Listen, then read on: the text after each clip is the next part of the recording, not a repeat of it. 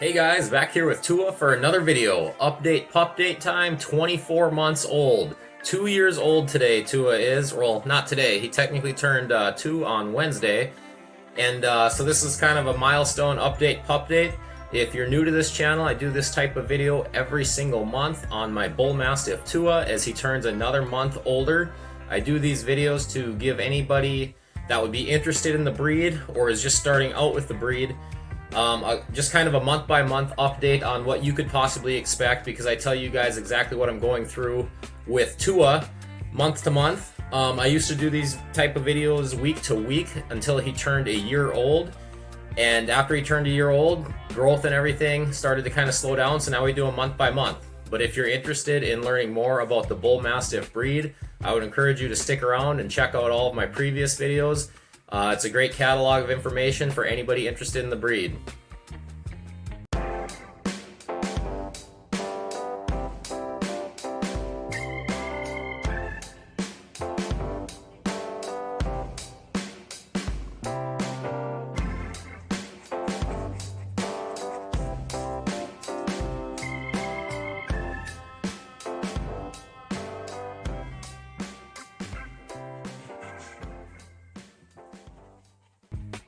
So like I said, guys, the big kind of milestone thing from this month was just the fact that Tua is a full another year older. He turned 2 on Wednesday on the 30th. And as you can see here, we don't do birthday cakes for Tua, we do birthday steaks for Tua. This kind of fits into the raw feeding that we do with him, and he absolutely loved his birthday steak. We put a candle on it, the kids sang to him, the whole nine, so that was a lot of fun. And I'm just going to go right ahead and get into the main things then that we hit on with these videos every single month, and we'll start with growth like we usually do. The thing with growth here is I'm actually going to give you guys an update on height. I haven't done that in a long time because it was the changes in his height month to month was non-existent pretty much. So I wanted to, give it, gosh guys, I think it's been 3 or 4 months since I even updated you guys on a height. But we went ahead and did that. And as far as I could tell, as you can see here, he's right at about 30 inches. I was doing this by myself, so between getting him to stand still and hold the camera and hold the tape measure, it's, there is some room for human error, but I would say maybe as high as 30 and a quarter, or as high, yeah, I'd say 30 and a quarter, 30 inches to 30 and a quarter. But then that would kind of remain unchanged from the last time that I gave you guys an update on height. So I would imagine that since there was no significant increase in his height, that this is going to be his height, and I will update you guys on weight now as well to show you guys that that is still increasing. Last month he was 159 pounds and he is now up to 161. So he gained another 2. That's the second consecutive month that he's gained 2. It's maybe even 3 consecutive of the 2 pounds, but 1 or 2 pounds every month like clockwork here, guys. So when that weight is going to stop going on, I have no idea, but I mean, if he continues this, we're going to be pushing 170, and I know it's somewhat common for these dogs to continue growing as far as filling out goes until the age of 3. So we'll see. Obviously, I'll be here to document it, but his height, guys, is significantly taller than the breed standard would call for a Bull Mastiff. So I would say his weight is somewhat associated with that height. Obviously, if you're a tall person, you're gonna have more weight than a short person. So I would say that's why his weight is getting up there so much, and he still carries it very well. I think he looks fairly lean still for the most part. I don't feed him a crazy amount or anything like that. He's just a big boy, so kind of cool. Food is the next thing that we'll hit on.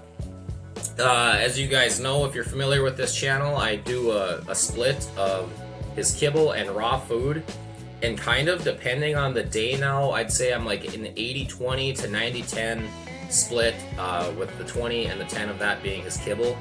And there was a few times this month where I just did full raw meals. It was just kind of depending on what I had in the fridge or freezer and things like that. But there's definitely several times where I just did a full raw with no kibble for him at all.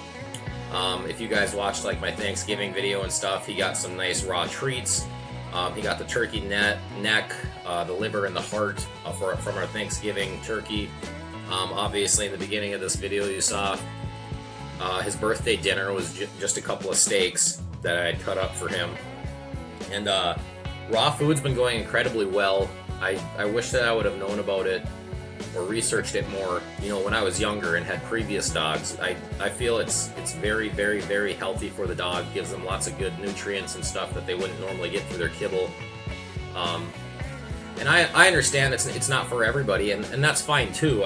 I would just encourage, I'm not trying to push anybody to do raw, but I would encourage you to just do your own research, look into it yourself, and come up with your own conclusions. And if you feel that it fits you and your dog's lifestyle, to definitely jump right in. Try not to be intimidated. I was extremely intimidated right away, but I'm so glad I went the raw food route.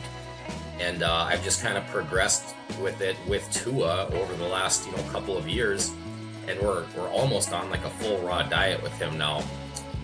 It's just very good for the dog. Like I said, encourage all you guys to look into it. Energy is the next thing that we'll touch on, and his energy, guys, let's just say he's falling right into being a lazy bull mastiff.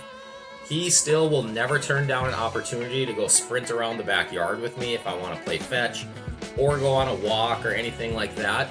But if I'm not like wanting to go get exercise with him or anything that day, he'll pretty much lay or sleep most of the day if we're inside.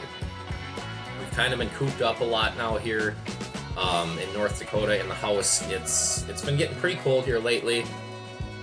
We got lucky for a while with some nicer weather, but now the typical North Dakota winter is here, and we're getting below zero, and the wind chills are getting pretty bad. So Tua's been doing a lot of sleeping in the house. We haven't really been going outside a lot. When it gets that cold, his paws go pretty quick. He kind of starts limping or holding them up, and we can't be outside for very long anyway. And I'm really noticing that this winter, he's just doing a lot of sleeping throughout the day. He's not going stir crazy or anything like that in the house. I mean, he still has his days where energy is up and he's kind of messing around with us and the kids and our other dog, but 90% of the time now, he's pretty lazy and just cool with sleeping or chewing or just laying by us. But again, I want to stress, guys, that this is not how a bull mastiff starts with their energy level. When you bring that puppy home, it's going to be like any puppy. It's going to have high energy levels. It's going to have zoomies. So don't get that dog just expecting to have this lazy dog that's going to sleep all day, every day. Until that dog reaches probably about a year to year and a half, it's going to have some energy, and you're going to have to do things with that dog to get rid of that energy. But they will eventually fall in line with that typical bull mastiff breed standard of being on the lazier side. Socialization is the next thing that we touch on.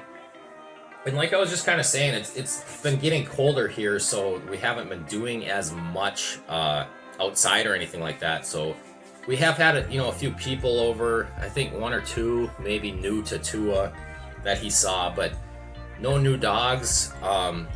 Didn't really even go on much for walks this month that I can think of. So pretty bad month for socialization, but this is why I stress that you need to do it early and often and make it a part-time job when you bring this dog home.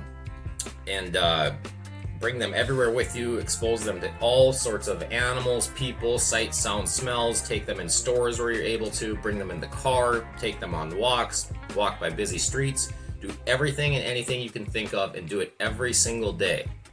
Like I said, guys, part-time job on this, and that will get your dog used to everything and everyone. And that's the best way to set you and your dog up for success, in my opinion. Socialization is the number one thing that you should be focused on when you get that dog. That way, even like now, we've had a couple bad months of socialization for Tua in a row, but I'm not concerned with it because he was so socialized growing up. Definitely that first year also. Drooling is the next thing we'll touch on. I just keep bringing this one up in every video. It doesn't really change anymore, but I want to keep bringing it up for new people. I know drooling is one of the main concerns that people have when getting a bull mastiff. How bad is it? I actually did a drooling video, I want to say a week or two ago, that I would encourage you guys to check out.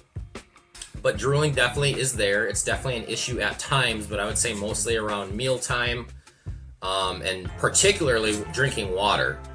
But that's a lot of big dogs. When they drink water, they kind of make a mess. But a bull mastiff is probably just a level up from that, I would say.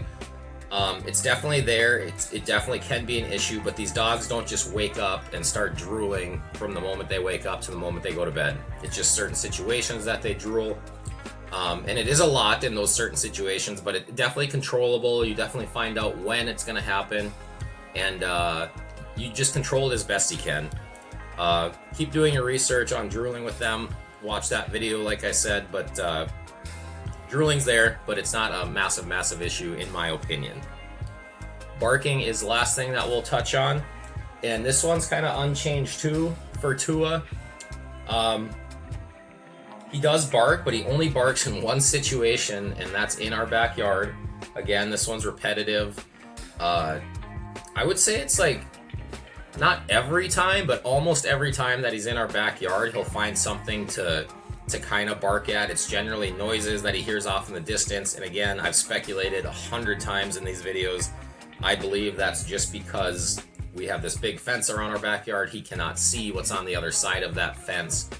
And when he hears noises, he's kind of just letting out warnings or something like that. But otherwise, he is a quiet dog. Bull Mastiffs are known as the silent watchdog.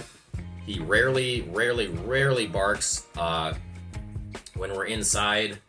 He never barks if we're like out on walks or anything like that. He's pretty quiet overall. Like I said, the only time is in our backyard when he's hearing noises on the other side of that fence. And again, it's like paneling fencing, so he can't see on the other side. He's been in situations like at my mom's lake where she has a fence out there, but you're able to see through it. It's kind of like a chain link style. And when he can see what's going on the other side, he never barks. So definitely just kind of a thing where he's confused, not knowing what certain sounds and things are. But definitely falling into that breed standard of not being much of a barker. Otherwise, guys, that's all I have for the 2 years old update. Thanks for watching. If you made it this far, if you have any questions on the Bull Mastiff breed, obviously let me know. Lots of people down in the comment section that have Bull Mastiffs as well that can help out. And I appreciate it, guys. Thanks for watching, and take care.